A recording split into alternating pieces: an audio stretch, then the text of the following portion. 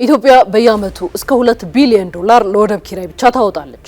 በየቀኑ ከ5 ሚሊዮን ዶላር በላይ የውጭ ምንዛሪ ከአንድ ጠባብ መውጫ በር ላይ ይፈሳል።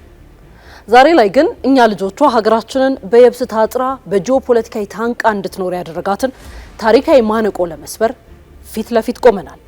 ዛሬ ላይ የኢትዮጵያን የባህር በር ጥያቄ እንደ ተጋፊነት ሲቆጥርና እንደ ነውር ሲመለከት የነበረው አስተሳሰብ ተሸንፏል።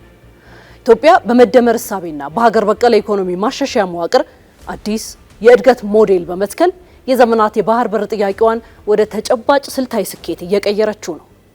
ይህ ተራ የሎጂስቲክስ ለውጥ አይደለም፣ የሀገር ህልውናና የስትራቴጂካዊ ሉዓላዊነት ሽግግር እንጂ። ቆይታችን በዚህ ላይ ሰፊ ዳሰሳ ይኖረዋል።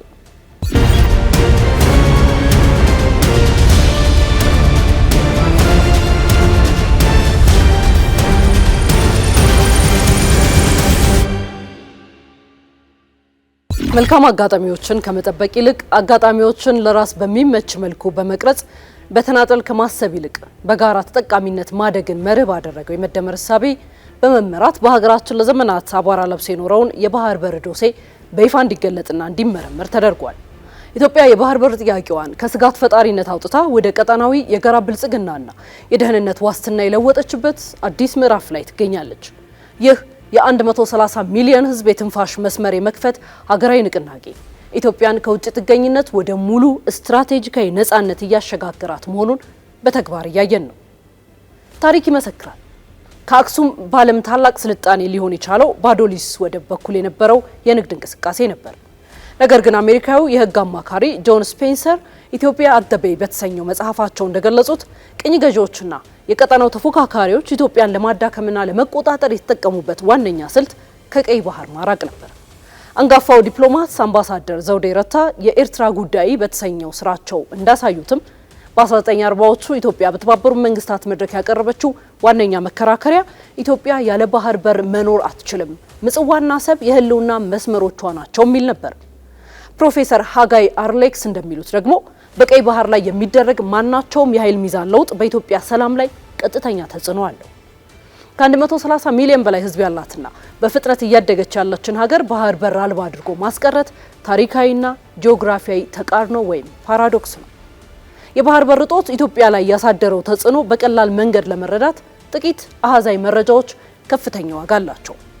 የኢትዮጵያ አጠቃላይ የገቢና ወጪ ንግድ እስከ 95 በመቶ የሚሆነው በአንድ ወደብ በጅቡቲ ላይ ብቻ የተንጠለጠለ ነው። በየዓመቱ ከ13 እስከ 15 ሚሊዮን ቶን የሚጠጋ ወሳኝ ፍጆታ ማዳበሪያና ነዳጅን ጨምሮ በዚህ ጠባብ ኮሪደር ያልፋል። ለወደብ ክፍያ፣ ለማከማቻና ለትራንዚት ብቻ በየዓመቱ እስከ $2 ቢሊዮን ይወጣል። ይህ ማለት በቀን እስከ 5.5 ሚሊዮን ዶላር ይከፈላል። የዓለም ባንክ መረጃ እንደሚያሳየው በኢትዮጵያ የሎጂስቲክስ ወጪ ከእቃው ጠቅላላ ዋጋ እስከ 25 በመቶ ይይዛል። ይህም በቀጥታ የገበያ ዋጋ ግሽበትን ሲያባብሰው ቆይቷል። በአዲሱ የእድገት ሞዴልና በሀገር በቀል ኢኮኖሚ ማሻሻያው መሰረት ባለፉት 5 ዓመታት ኢትዮጵያ የባህር በር አጀንዳዋን ከቴክኒክ የሎጂስቲክስ ጥያቄ ወደ ሀገር ህልውናና ብሔራዊ ጥቅም የማስከበር ስትራቴጂ አሸጋግረዋለች። ይህም ተጨባጭ ስኬቶች እንዲመዘገቡ አድርጓል። ኢትዮጵያ ባለፉት 5 ዓመታት የነጠላ ወደብ ጥገኝነትን በማስቀረት የወደብ አማራጮቿንና የድርድር አቅሟን በተግባር እያረጋገጠች ነው። ዓለም አቀፍ ልምዶች እንደሚያሳዩት እንደ ስዊዘርላንድና ኦስትሪያ ያሉ የአውሮፓ ሀገራት በራይንና ዳኑብ ወንዞች በኩል በጋራ ስምምነት የባህር መውጫ መብታቸውን አረጋግጠዋል። በርካታ ሀገራት የባህር በር ለማግኘት ያደረጓቸው ጥረቶች ፍሬ አፍርተዋል። የኢትዮጵያ የባህር በር ጥያቄም ዛሬ ላይ በብዙዎች ዘንድ ጆሮ እያገኘ መጥቷል።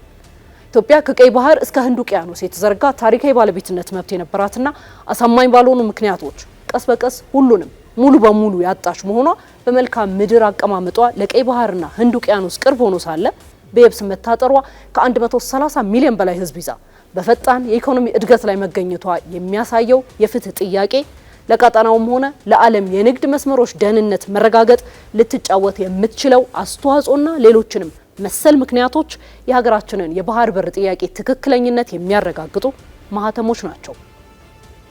የኢትዮጵያ የባህር በር ማግኘት ለራሷ ብቻ ሳይሆን ለአፍሪካ ቀንድ መረጋጋት ትልቅ ትርጉምም ይሰጣል።